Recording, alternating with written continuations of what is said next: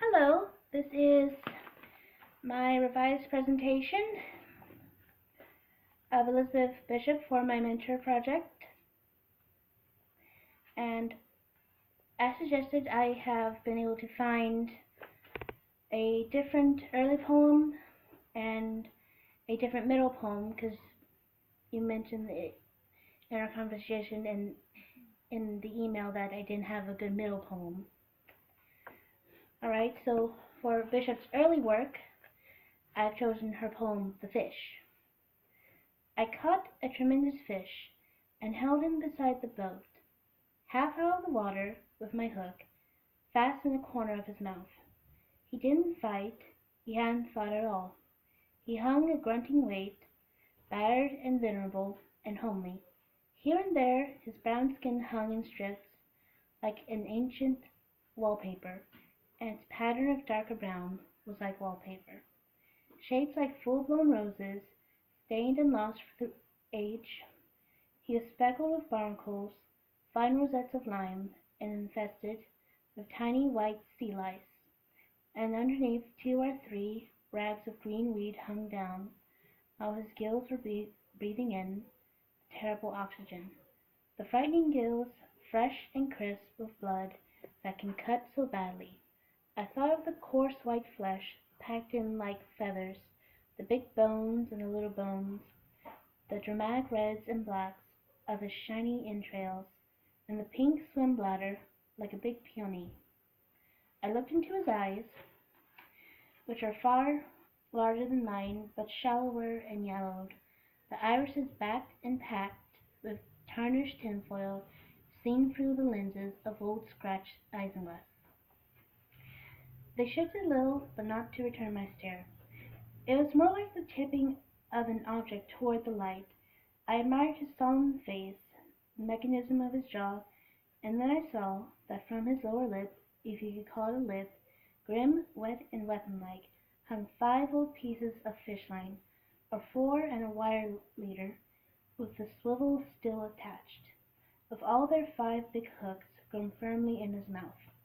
A green line frayed at the end where he broke it, 2 heavier lines and a fine black thread, still crimped from the strain and snap when it broke and he got away. Like metals with their ribbons, frayed and wavering, a 5-haired beard of wisdom trailing from his aching jaw.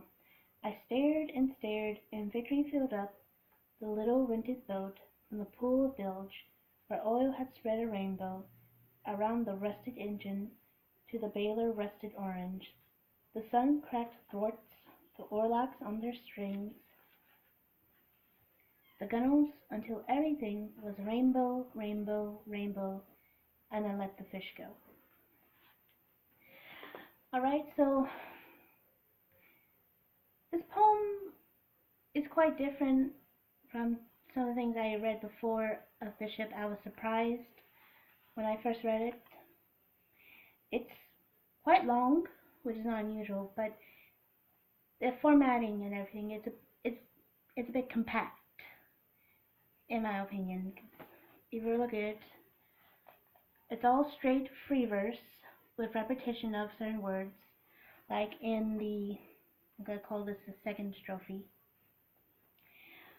that from his lower lip, if you could call it a lip, and it's all really one strophe together. It takes up 2 pages and then just a little part of the 3rd page.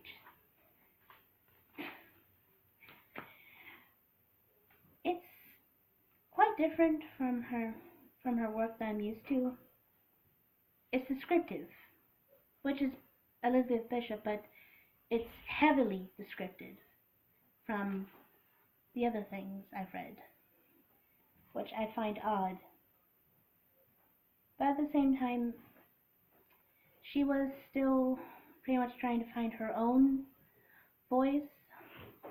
I remember in an interview I read that she was trying not to sound like W.H. Auden, if I'm getting the name right, and all that. What else? The voice in it, compared to her later voice, is a bit matter of fact. I mean, her later voice isn't flowery or anything, but it has sort of a whimsicalness to it. This one, on the other hand, not so much. So that was The Fish by Elizabeth Bishop from her first collection, North and South. And the next one I'll be reading is from the middle of her life, called Brazil, when she was living between Brazil and the US with her lover, Lota. And the title of this poem is called Sestina, and it is also a sestina. September rain falls on the house. In the failing light, the old grandmother sits in the kitchen with the child, beside the little marble stove, reading the jokes from the almanac, laughing and talking to hide her tears.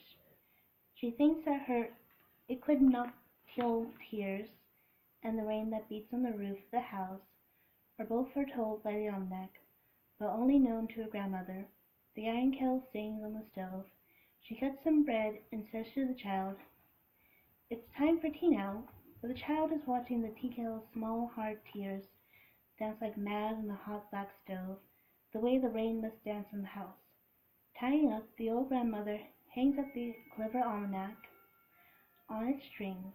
Bird-like, the almanac hovers half open above the child, hovers above the old grandmother, and her teacup full of dark brown tears. She shivers and says she thinks the house feels chilly, and puts more wood in the stove. "It was to be," says the marble stove. "I know what I know," says the almanac. With crayons the child draws a rigid house and a winding pathway.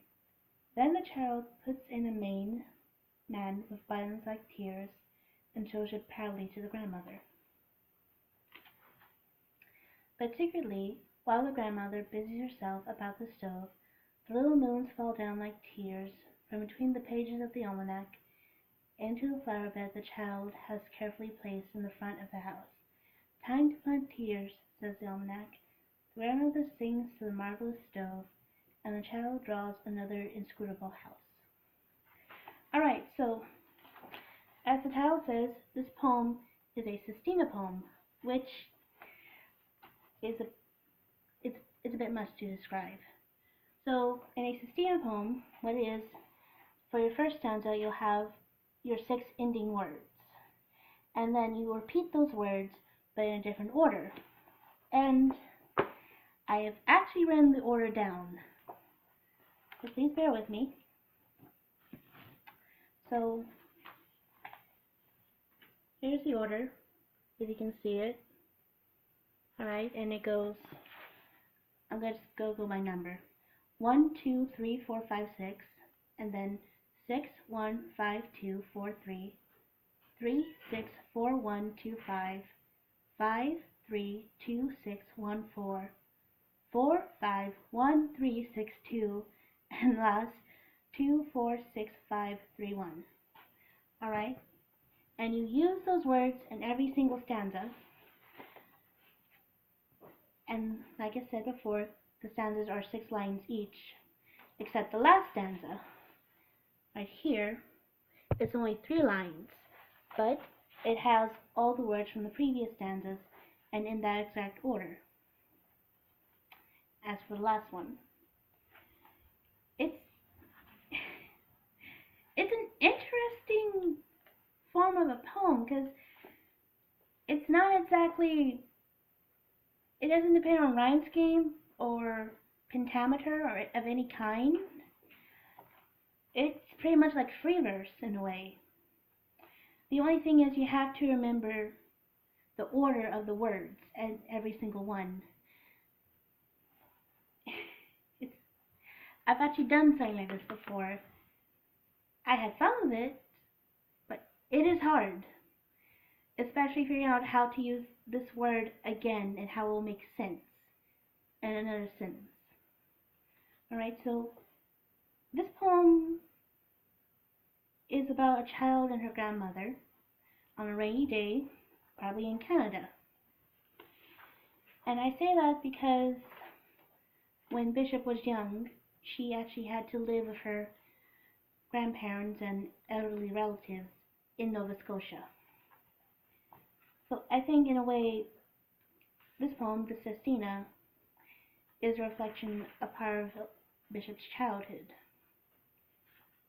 And I like that. And what another thing I like about it is that, unlike the fish, it is descriptive, but it's not heavy on that. It's more about what's happening than just looking at something that's flapping around and staring at it. Creepy poem.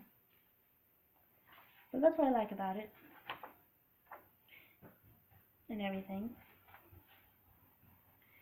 So that was the middle of her life when she was doing fine as far as anyone can be. She was living in Brazil on a small farm with her lover Lota. And the last poem, later on in her life, in 1965, in her collection Geography 3, is called One Art. And it's actually one that Elizabeth Bishop is well known for. The art of losing isn't hard to master. So many things seem filled with the intent to be lost that their loss is no disaster. Lose something every day, except the fluster of lost door keys, the hour badly spent. The art of losing isn't hard to master. Then practice losing further, losing faster. Places and names, and where it was you meant to travel. None of these will bring disaster. I lost my mother's watch, and look, my last, or next to last, of 3 loved houses went. The art of losing isn't hard to master. I lost 2 cities, lovely ones, and vaster, some realms I owned, 2 rivers, a continent. I missed them, but it wasn't a disaster. Even losing you, the joking voice, a gesture I love, I shouldn't have lied, it's evident. The art of losing's not too hard to master, though it may look like disaster. This poem, it's a villanelle, which is a French style of poetry. And how it is, it has a rhyme scheme A-B, or B-A-B, and a refrain, which is the first and third line in the first stanza. The art of losing isn't hard to master, and then the next one will be disaster. So you have that refrain over and over again. So that's the AA rhyme. Then the B rhyme will be the third stanza, third line in the stanza, intent. So then you have to find things that rhyme with that. So the good news about this type of poem is you don't have to spend too much on rhyme because you have the refrain, master and disaster, over and over. And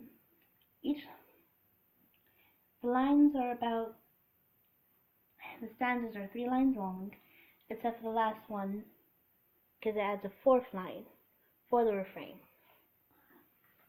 So all in all, it's 22 lines with 6 stanzas. And this poem, as I discussed, is about loss. But the good news about it is, if you're just reading the poem for the first time, you won't know what she's talking about. You know it's about loss, but you don't know what she's lost for this. People maybe think a friend or a family member, even a lover. But if you just read the poem blank and know nothing about Elizabeth Bishop, you'll see that this poem and everything, it is about loss. It is a sad poem. It truly is. This was written after her lover committed suicide. But she was able to write it, and she did quite well. Although the villanelle, as she admitted in the same interview as before mentioned, was a little hard because she doesn't like rhyming. She said that. She didn't like rhyming, so she actually called up another friend of hers and said, "Give me something that rhymes with intent." And he gave her one, and she just said yes and wrote it. But from that, she made this poem that is so universal it can speak to anyone. And it's quite good. And like I said, this is later on in her craft, about 20 years in at this time, and it just shows how much she's developed from the fish, this long 2-page descriptive heavy poem, to one art, which is 1 page and is a villanelle in form. So thank you for letting me redo this, and I hope I did this part right. And have a good day, Miss Carolyn.